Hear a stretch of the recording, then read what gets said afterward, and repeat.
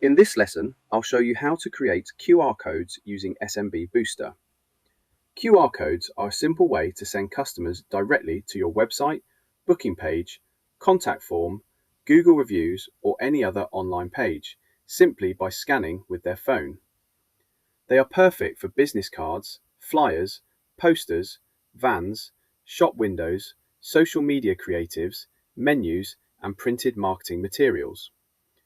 To get started, click Sites from the left-hand menu, then select QR codes. This is where all of your QR codes are created and managed. Click Create QR Code to begin. Give your QR code a name so it's easy to recognize later. For example, Google Reviews or Business Card. Next, enter the web address you'd like your QR code to open. This could be your home page, contact page, online booking calendar, Google review page, Facebook page, or any other website. Customize your QR code. You can also customize the appearance of your QR code by changing colors or adding your logo, helping it match your business branding. Once you're happy, click Save. Your QR code is now ready to download and print or use in your digital marketing.